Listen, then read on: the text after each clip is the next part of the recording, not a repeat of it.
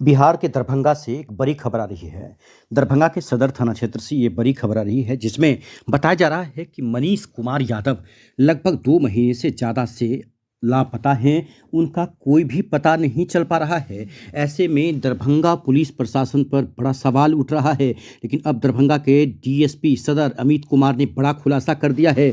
बड़ा खुलासा ये किया है कि मनीष अब लग रहा है कि उसे मार दिया गया है। ये बड़ी खबर दरभंगा से, जहां पर पुलिस भी अब जो जांच कर रही है वो इसी एंगल से जांच कर रही है और जो अपराधी हैं वो बच नहीं पाएंगे।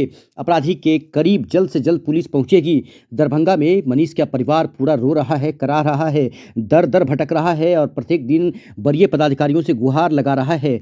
सारा मोहनपुर गाँव का मनीष 2.5 महीनों से लापता है। परिजनों ने अपने स्तर पर काफ़ी खोजबीन की है। नहीं मिलने पर सदर थाना में प्राथमिकी दर्ज कराई है, लेकिन महीनों बीत जाने के बाद भी पुलिस मनीष का सुराग नहीं लगा पाई है। बताया जाता है कि मनीष 9 जनवरी 2025 को अपने दोस्तों के साथ घर से निकला था, जो आज तक घर वापस नहीं पहुंचा है। परिजन परेशान है। इस मामले में सदर थाना में 19/25 कांड संख्या दर्ज किया गया है। सदर डीएसपी अमित कुमार ने कहा है कि यहाँ पर अमित कुमार ने पूछा गया है, उन्होंने कहा कि पुलिस प्राथमिकी दर्ज कर पहले से ही कार्रवाई शुरू कर दिया है। सुनिए इंटरव्यू। सर, सदर थाना क्षेत्र के मनीष कुमार जो लगभग 2 महीने से ऊपर हो गया है, गायब है अभी भी, और उसकी पत्नी जो है खासकर बता रही है कि पुलिस खोज नहीं पा रहा। क्या आप लोगों ने अभी तक क्या क्या किया है? 2 महीना हो गया। देखिए, मामले के दर्ज करते ही हम लोगों ने खोजबीन शुरू की थी। उनके जो साथ जिन लोगों के साथ वो घर से निकले थे, जो उनके तथाकथित मित्र थे, उन लोगों का, सब लोगों का जो तकनीकी अनुसंधान के आधार पर सब लोगों का को ट्रैक किया गया। समस्तीपुर के लोकेशन से आए, समस्तीपुर तक हमारी टीम गई थी। मोहद्दीनगर थाना अंतर्गत उनके जो अभियुक्तों में से एक है, उनके गांव पर भी छापेमारी की गई। जयनगर में लोकेशन आया, वहां हमारी टीम 2 दिन तक कैंप की हुई थी।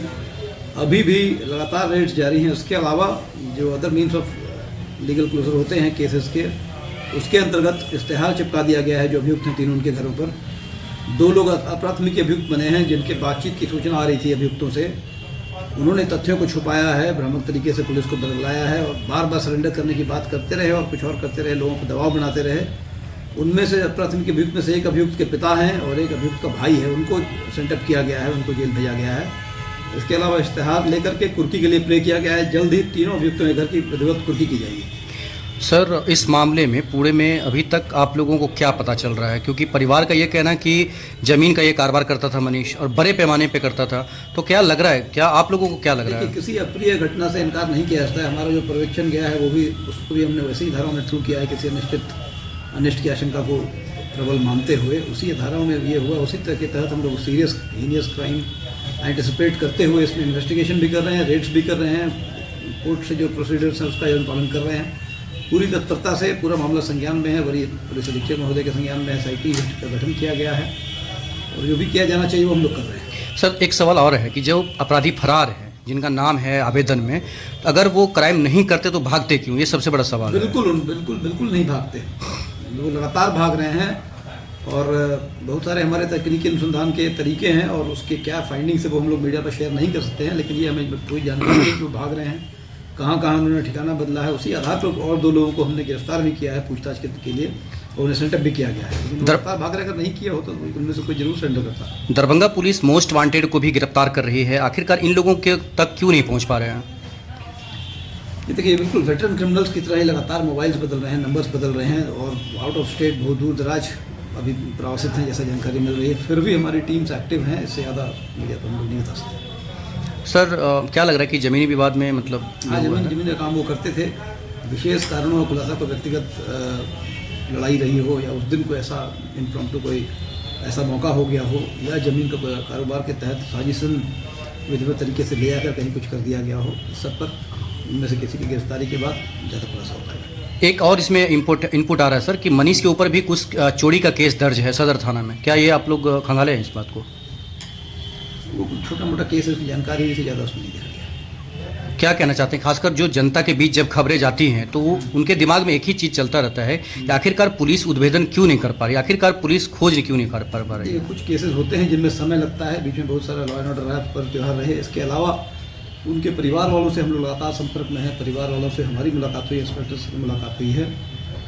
परिवार वालों को लगातार बुलाकर हम लोग सहानुभूति तो ब्रीफ करते रहे कि हम लोग ये कर रहे हैं, हम लोग ये कर रहे हैं। तो बावजूद उसके कभी कभी कुछ राजनीतिक रंग या कुछ और इस तरह का आक्रोश व्यक्त किया जा रहा है, उसको देखा जा रहा है। परिवार भी कुछ छुपा रहा है क्या? नहीं, मनीष का परिवार क्यों कुछ छुपाएगा? मनीष का परिवार नहीं छुपा रहा है। बीच में उनके पिताजी का देहांत भी हो गया, बहुत दुखद सब कुछ रहा। हम लोग पूरी तत्परता से तल्लीनता से इसमें लगे हुए हैं। जल्दी हम लोग इसको यहाँ तक पहुँचाएंगे। सभी केस का आवेदन तो लगभग हो गया है, लेकिन नहीं, बिल्कुल हो रहा है। इस महीने में जनवरी फरवरी मार्च किसी महीने को देखेंगे, बहुत सारे 2-3 और मर्डर केसेस हुए हैं जिनका आवेदन हथियार की बरामदगी के साथ 24 घंटे के भीतर हुआ है। और भी केसेस हैं, कुछ छिनतई केसेस थे, बहुत सारे केसेस जिनका हुआ है। ये एक वन ऑफ केस ऐसा है जिसमें समय लग रहा है, लेकिन निश्चित सफलता मिलेगी। ठीक है।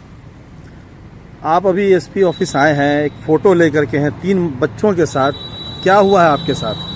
मेरे साथ यही हुआ है कि मेरे पति को ये लोग ने गायब किया। हम अभी एसपी सर के साथ 4-5 बार मिल चुके हैं। मेरे थाना वाले एसपी सर कुछ नहीं, मेरे साथ कुछ नहीं कर रहे हैं। मेरे छोटे छोटे बच्चे सब उनको लेकर के आते हैं। 4-5 बार मिल चुके हैं थाना, और कहीं से कुछ नहीं, मेरे लोग कुछ नहीं हो रहा है। कौन सा थाना का मामला है? सदर थाना। कौन गायब है आपका? मेरे पति गायब है। कब से? 2 महीना होकर 3रा महीना ही चल रहा है। कैसे गायब हुए थे? कहाँ से? गड़िया से राजेश और पंकज रंजित ने ले गया वो लोग, और वो लोग पता नहीं कहाँ ले गए, मार दिए, फिर दे कुछ किए, कहाँ रखे हुए हैं कुछ पता ही नहीं चल रहा है कि कहाँ है नहीं है, कुछ पता नहीं चल रहा है। आप बोले कौन है वो लोग जो लेकर गए थे? वो लोग उनके दोस्त थे, साथ में ही रहते थे। कहाँ के रहने वाले हैं वो लोग? गड़िया का ही। गढ़िया गरिया कहाँ हुआ? किस थाना में आता है ये गाँव? यही सदर थाना का है। सदर थाना में आता है। आपका घर कहाँ है? मेरा घर सारा मोहनपुर। सामनपुर में है। 5 बार अगर आप यहाँ पे आई हैं तो वरीय पुलिस अधिकारी ने आपको क्या कुछ कहा? कुछ नहीं बोला है कि हो रहा है काम, हो रहा है कुछ। मैं थाना से भी बार बार जाते हूँ थाना पे, कुछ बोला कि पता ही नहीं चल रहा है, कोई मिलेगा तब तो कुछ पता नहीं बता रहा वो लोग। और थाना जिनका नाम आपने लिया है क्या उनको पकड़ा है अभी तक? नहीं, अभी तक नहीं पकड़ा, कुछ कर ही नहीं रहा है थाना वाला भी, एसपी तो कुछ नहीं कर रहा है। हम लोग वो 3 आदमी कहाँ है फिलहाल? अभी पता ही नहीं चल रहा है कहाँ है नहीं है, कुछ पता नहीं चल रहा वो 3 आदमी कहाँ के थे? है। एगो सारामनपुर का ही, एगो समस्तीपुर का, और एगो गड़िया का। क्या उनको आप पहले से पहचानते थे? सिर्फ राजेश को और रंजित को पहचानते थे हम। आपने उनसे बात किया कभी? नहीं, उनसे नहीं कभी बात की। उनको कभी बुला के पूछा नहीं कहाँ गया मेरा पति? राजेश को पूछे थे तो बोला कि पता नहीं कहाँ गया। वो लोग बोला कि गाड़ी वाला आया, उसमें बैठ के चला गया, हमको पता नहीं कहाँ गया।